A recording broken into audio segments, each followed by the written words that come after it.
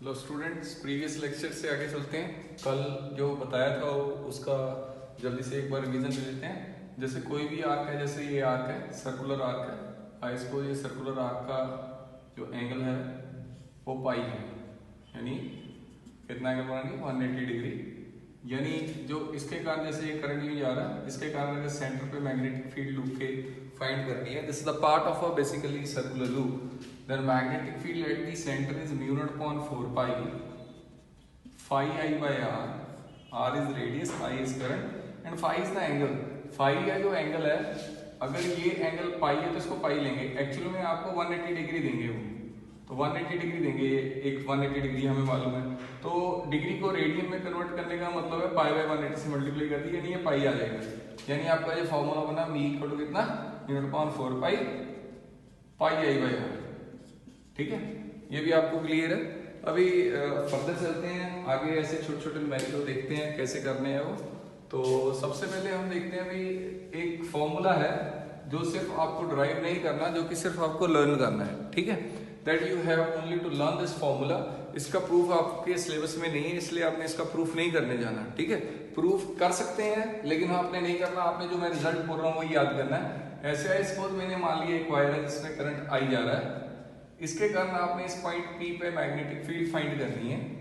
तो this is a straight wire. Biot Savart law कहीं भी लग सकता है, स्ट्रेट इंक्लाइंड कुछ भी, कर्व पे भी लग सकता है, लेकिन इस पे हमने एक डायरेक्ट फॉर्मूला याद करना है। भी अभी करंट आई इस पे जा रहा है, तो इसका डिस्टेंस सपोज यहाँ पर ये डिस्टेंस r है, परपेंडिकुलर डिस्टेंस।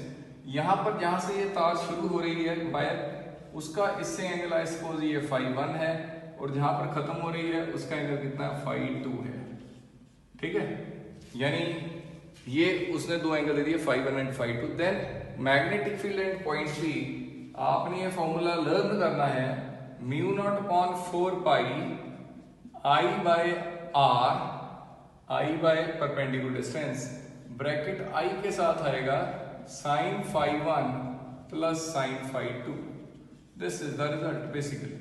अगर करंट I इस वायर में जा रहा है, इसके कारण किसी पॉइंट P पे मैग्नेटिक फील्ड यूं करके यूं हम कैलकुलेट कर लेंगे।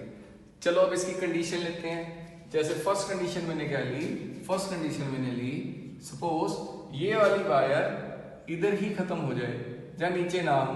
अगर नीचे ना हो यानी ये जो वायर है यहीं पर खत्म हो गई, तो ये एंगल तो दो एंड का होता है। यहाँ से P का एक एंगल, ये परपेंडिकुलर डिस्टेंस आ रहा है, तो ये एंगल φ1 हो गया। दूसरा तो इधर ज्वाइन ही नहीं होगा, तो वायर यहाँ पर ही शुरू हो रही है, तो वायर यहाँ से ज्वाइन करोगे तो इसको यूं ज्वाइन कर दोगे। तो जब इसको ज्वाइन करोगे तो आपका जो φ1 एंगल है वो 0 हो गया। सोच के देखो, नीचे तो वायर ही नहीं है। अगर थोड़ी सी भी वायर नीचे चल जाए तो ये एंगल बना लेगी φ1। अगर वायर यहाँ पर ही खत्म हो गई यानी φ1 ही नहीं है। जब φ1 है ही नहीं तो कितना फॉर्मूला आएगा, B equal to first condition है mu naught upon 4 pi I by r, perpendicular distance है r, sin φ0, साइन है ही नहीं, इसकी वैल्यू कितनी है sin 0 आ जाएगी। sin 0 क्योंकि φ1 तो है ही नहीं, देखो नीचे है ही नहीं, वायर ही है नहीं।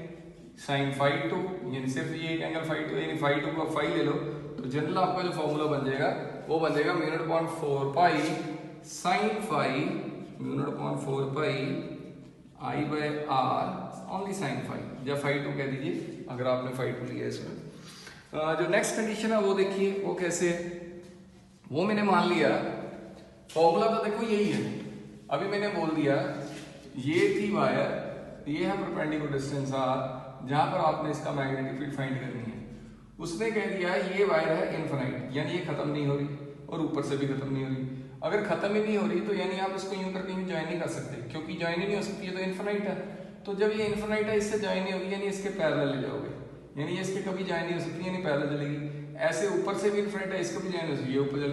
ये जो पहला एंगल है ये φ1 कितना हो गया सर, φ1 हो गया 90 डिग्री। और ये φ2 कितना हो गया सर, φ2 भी कितना हो गया 90 डिग्री, क्योंकि ऊपर से भी नहीं खत्म हो रही, नीचे से भी नहीं खत्म हो रही, यानी दोनों 90 हो गए। यानी सेकंड केस में अगर बोथ साइड इंफिनिटी है तो B का फॉर्मूला आया mu naught upon 4 pi I by r, sine ऊपर भी 90 नीचे भी 90, यानी sin 90 प्लस sin 90 यानी 2 sin 90। sin 90 की वैल्यू कितनी होती है 1, sin 90 plus sin φ1 sin 90 plus sin 90 यानी 1, यानी आंसर आ गया mu naught upon 4 pi I by r into 2 यानी 2 I by r हो गया। अगर बोथ साइड वायर इनफिनाइट है तो 2 I by r हो गया।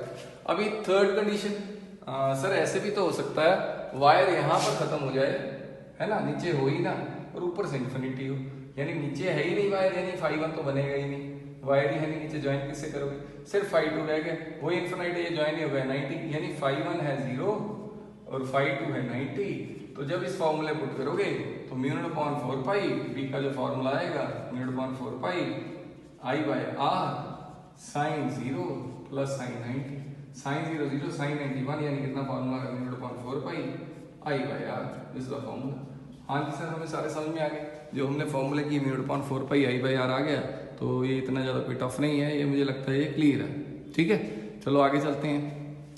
चलो मैंने क्या माना, कॉम्बिनेशन ऑफ मैं वायर यानी सर्कुलर वायर और स्ट्रेट वायर के कॉम्बिनेशन के क्वेश्चन हम कर सकते हैं। उससे पहले एक चीज देखते हैं, जैसे हमारा बायट-सेवर्ट लॉ था dv = μ0/4 pi IDL sin theta by r square. ये थीटा किसका एंगल था, थीटा का एंगल IDL और एंड r कैप में, जहां पर हमने फाइंड करना होता था, थीटा वो था। चलो जैसे उन्होंने दे दिया करंट यहाँ पर आई जा रहा है, उन्होंने कहा इस पॉइंट P पे मैग्नेटिक फील्ड बताओ। अगर बायट-सेवर्ट लॉ लगाना है तो आप यहाँ पर आइडियल ले लेंगे, ठीक है, और जिस पॉइंट पे आपने मेजरमेंट करना होता है इस आइडियल से, ये जो डायरेक्शन है ये आर कैप की, this is the direction of R cap, जिस पॉइंट पे फाइंड करना है।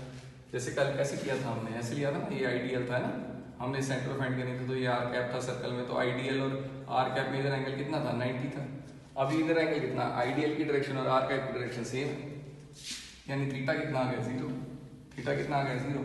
अगर थीटा 0 है तो साइन 0 है, साइन 0 यानी डी भी 0 है, यानी magnetic field point is 0। Sir समझ नहीं आया, देखो आइडियल और आर कैप में ये थीटा होता है, आइडियल करंट इधर जा रहा तो इधर होगा, यहाँ से आपने इस पॉइंट पे मेजर करना तो आर कैप की डायरेक्शन इधर होगी, यानी इसका और इन दोनों में स्ट्रेट पैरेलल लाइन होगी, यानी थीटा 0 आ गया। अगर थीटा 0 हो गया, साइन 0 हो गया, साइन 0 हो गया, सारा 0 हो गया। सिमिलरली अगर मैं पॉइंट आर पे पूछूं तो देखो आइडियल इधर है, अगर इस पॉइंट पे फाइंड करना है तो आपका, अब इस पॉइंट पे नहीं निकाल रहे, अब इस पॉइंट पे निकाल रहे तो करंट इस साइड जा रहा है वगैरह निकालनी, लेकिन आपने करंट यहाँ से यहाँ जा रहा है A to B, तो आपने इस पॉइंट पे मैग्नेटिक फील्ड निकालनी है, यानी इसका आर कैप इधर होगी क्योंकि इसकी डायरेक्शन अपोजिट होगी। आइडियल इधर, आर कैप इधर है, यानी एंगल थीटा कितना है 180 डिग्री, तो यहाँ पर क्या डालेंगे साइन 180, साइन 180 भी 0 होता है, यानी तब भी ये 0 होगी, यानी मैग्नेटिक फील्ड 0 होगी। यानी कहने का मतलब है साइन 0 भी 0 होता है, साइन 180 भी 0 होता है, यानी दोनों केस में जो एंगल है वो 0 बने चाहे 180 डिग्री बने, दोनों की नेट वैल्यू तो 0 ही आएगी ना, साइन 0 0, साइन 180 भी 0। यानी मैं कह सकता हूँ मैग्नेटिक फील्ड अगर इस लाइन के कारण इस पॉइंट पे या इस पॉइंट पे या इस पॉइंट पे या इस पॉइंट पे मैग्नेटिक फील्ड निकाली तो वो सारी 0 होंगी। मतलब स्ट्रेट वायर, अगर ये स्ट्रेट वायर है, इसके कारण इसकी एक्सिस पे यहाँ यहाँ यहाँ यहाँ यहाँ, चाहे नीचे यहाँ यहाँ यहाँ यहाँ, चाहे करंट ऊपर जाए चाहे नीचे जाए, मैग्नेटिक फील्ड हमेशा ही 0 होती है। ठीक है, मुझे ये लगता है आपको कंसेप्ट क्लियर है। इसके आगे लेके चलते हैं। अभी कॉम्बिनेशन की कोशिश करते हैं, देखो वो कैसे हैं। तो सबसे पहले हम कॉम्बिनेशन के क्वेश्चंस में सबसे पहले आपको एक डायरेक्शन के बारे में भी नॉलेज होनी चाहिए, वो भी अभी करेंगे दोबारा से। सपोज हमने कह दिया एक वायर है, जैसे सेमी सर्कल है और ये स्ट्रेट वायर है, करंट यूं और यूं आ रहा है और आगे भी स्ट्रेट वायर से जा रहा है। वो कहता है इस सेंटर पॉइंट P पे मैग्नेटिक फील्ड निकालनी, find magnetic field at point P, magnetic field at point P। हमें मान लिया जो हमारा रेडियस है सर्कल का,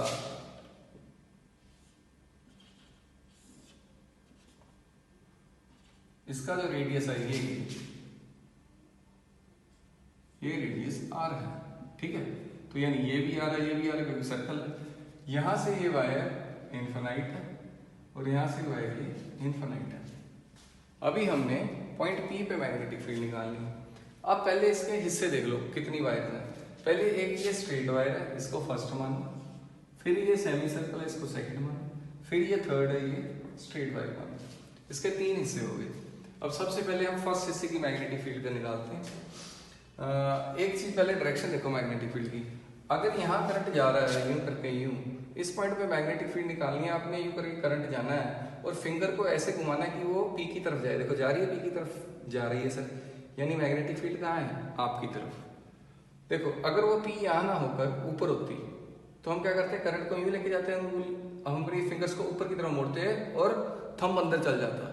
मतलब कहने की बात है भाई, हमने देखो बच्चे कहेंगे सर आप यहाँ लेके गए और फिंगर्स तो नीचे की तरफ कर ली, ऊपर की तरफ क्यों नहीं की। मेरे बात बताओ बच्चों, मैग्नेटिक फील्ड पी पे निकालनी है कि ऊपर वाले पॉइंट पे निकालनी है? सर पी पे निकालनी है। यानी हाथ कैसे, चाहे यूं जाए चाहे यूं जाए चाहे यूं जाए, हाथ ऐसे जाए कि वो पी की तरफ मुड़े, तो पी की तरफ ऐसे ही मुड़ेगा, तो ये भी मैग्नेटिक फील्ड। यानी इसके कारण इस पॉइंट पी पे मैग्नेटिक फील्ड बाहर की तरफ है। यानी मैं B1 लिख रहा हूँ, इसके कारण 1 को इसको डॉट रहा हूँ, डॉट डॉट मतलब आउटसाइड, ठीक है। अभी सेकंड देखो, अभी सर ये देखो ये घूम रही है, इसको भी घुमा लो राइट हैंड रूल से, ये गई ये गई ये गई, ये घूम रही है सर, फिंगर्स घूम रही है इसके साथ, ये कौन है करंट, ये मैग्नेटिक फील्ड की डायरेक्शन, ये भी बाहर की तरफ है, इसके कारण B2 के कारण भी मैग्नेटिक फील्ड डॉट है। अभी तीसरे के कारण ये करंट यहाँ जा रहा है, अब मैं यूं थोड़ा नहीं लेके जाऊंगा, करंट तो इस तरफ जा रहा है, यानी मैं घूमूंगा और मैं करंट की तरफ जाऊंगा यूं। अब मैं फिंगर को नीचे घुमा लेता हूँ तो मैग्नेटिक फील्ड अंदर गई। अरे भाई पागल हो गया, मैग्नेटिक फील्ड आपने नीचे निकालनी, इस पॉइंट पे निकालनी सर, इस पॉइंट पे, फिर इसको यूं लेके पी की तरफ मोड़ो तो ये भी बाहर की तरफ आई। आप इसको नीचे की तरफ नहीं मोड़ सकते, पी पे निकालना कि नीचे निकालना, सर पी पे निकालना तो फिर करंट नहीं जाएगा, पी की तरफ मुड़ गई, फिंगर से देखो मैग्नेटिक फील्ड कहाँ बाहर है, यानी मैग्नेटिक फील्ड 3 के कारण भी आउटसाइड ही है, ठीक है। मैग्नेटिक फील्ड 3 के कारण भी आउटसाइड ही है। अभी देखो ये जो वायर है बिल्कुल ऊपर वाली, ये कुछ ऐसी है, यहाँ से इन्फिनाइट है और ये परपेंडिकुलर डिस्टेंस है जो कि R है, इस पॉइंट पे मैग्नेटिक फील्ड कर निकालनी है। यानी अगर मैं सोच के देखूं, जो हमारी कंडीशन थी B equal to mu naught upon 4 pi straight line वाली, उसका फॉर्मूला था I by R sine theta phi 1 plus sine phi 2। सोच के देखो ये तो आगे तो जा ही नहीं रही, यानी आगे वाला तो कोई एंगल फाई 1 फाई 2 बनना ही नहीं है, यानी एक एंगल तो पक्का जीरो है, यानी साइन फाई 2 जीरो कर दो, साइन 0 0। अभी ये वाली लाइन इसके जुड़ नहीं सकती क्योंकि ये इन्फिनाइट है, यानी ये एंगल कितना होगा, ये 90, क्योंकि जुड़ेगी नहीं, इन्फिनिटी पे एंगल 90, यानी ये कितना आ गया साइन 90। साइन 90 कितना होता है 1, यानी मैग्नेटिक फील्ड का formula mu naught upon 4 pi I by R, यानी मैं B1 की वैल्यू लिख सकता हूं B1 equal to mu naught upon 4 pi I by R dot dot मतलब आउटवर्ड डायरेक्शन निकाली। सिमिलरली अगर इसका देखें, इस वायर को देखें तो ये सर्कल भूल जाओ, ये सब कुछ भूल जाओ, देखो ये वायर है, इसके कारण ये परपेंडिकुलर डिस्टेंस आ रहा है, ये वायर इस तरफ जा नहीं रही स्ट्रेट लाइन में, यानी इसका एंगल कुछ नहीं है, ये इन्फिनिटी भी है यानी इसका एंगल 90 है, यानी इसका भी ये एक साइन 0 हो जाएगा, एक साइन 90, यानी इसका आंसर भी यही आ जाएगा mu naught upon 4 pi I by R, mu naught upon 4 pi I by R। ये भी आउटवर्ड है, देखो ये करंट गया इस पॉइंट पे निकाली थी, ये भी आउटवर्ड है डॉट। अब इस सर्कल के कारण देखो, सर्कल कैसे घूम रहा है, सर्कल यूं घूम रहा है, इसके कारण मैग्नेटिक फील्ड है। अच्छा ये सर्कल का कितना एंगल बनाएगा, ये 180 डिग्री बन रहा है कि 2 पाई बन रहा है, सर ये पाई है, तो यानी सर्कल का हमें मैग्नेटिक फील्ड का फॉर्मूला मालूम है, वो होता है म्यू नॉट अपॉन 4 पाई, आगे क्या लिखना है फाई I बाय R, तो इसमें एंगल कितना है, ये एंगल टोटल कितना है पाई है, तो पाई I बाय R, रेडियस इसका आ रहा है, ये भी आउटवर्ड है। अभी तीनों की मैग्नेटिक फील्ड की डायरेक्शन सेम है कि अपोजिट है, सर तीनों ही जो मैग्नेटिक फील्ड है वो बाहर की तरफ जा रही हैं, यानी जो इसकी नेट मैग्नेटिक फील्ड होगी सर वो तीनों का सम होगी, यानी मैं नेट मैग्नेटिक फील्ड लिख लूंगा B equal to B1 plus B2 plus B3 dot dot मतलब आउटवर्ड, तीनों की बस वैल्यू पुट करनी है और आंसर आ जाएगा, ठीक है। चलो एक क्वेश्चन आपको होमवर्क देता हूँ, 2 क्वेश्चन होमवर्क देता हूँ, रेदरली आपको एक और क्वेश्चन कराने के बाद देता हूँ। देखो एक क्वेश्चन उन्होंने दिया, उन्होंने कहा फाइंड मैग्नेटिक फील्ड एट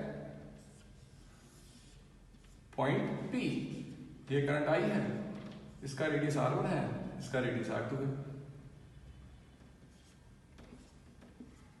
यूं करंट गया यूं गया यूं गया यूं गया यूं गया।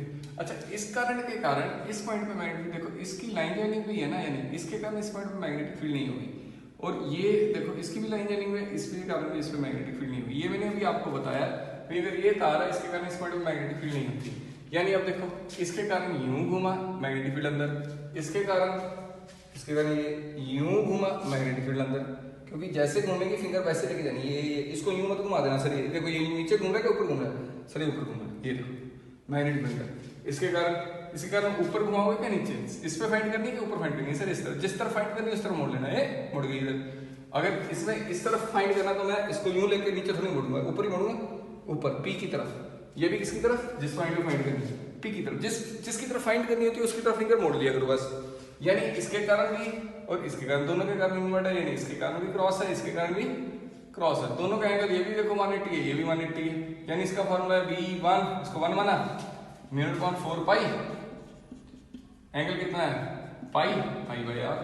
इसका भी कितना होगा, इसका R2 ले लेना रेडियस, इसका R1 ले लेना, इसका हो गया μ/4 पाई I/R1।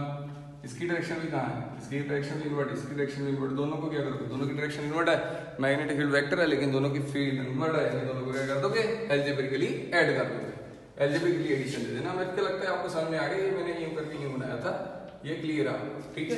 चलो आगे देखिए, अभी आपने 2 क्वेश्चन करके भेजने हैं मुझे, मैं आपको छोटे छोटे 2 क्वेश्चन दे रहा हूँ। पहला क्वेश्चन तो ये है, ये सेमी सर्कल है,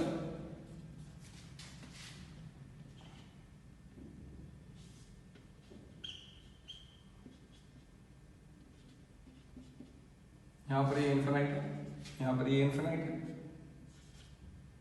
इसका रेडियस आ गया, आपने पॉइंट P पे मैग्नेटिक फील्ड निकालनी है, डायग्राम बना के उसके साथ क्वेश्चन करके उसकी पिक भेजनी है, ठीक है।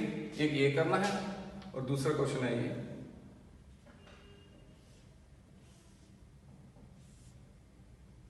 इस पॉइंट P पे ये करंट आई जा रहा है, ये जो एंगल है ये वाला, ये लाइन ज्वाइन नहीं है, बस ये जस्ट एंगल बताने के लिए कर रहा हूँ, this angle I suppose this angle is theta, ठीक है।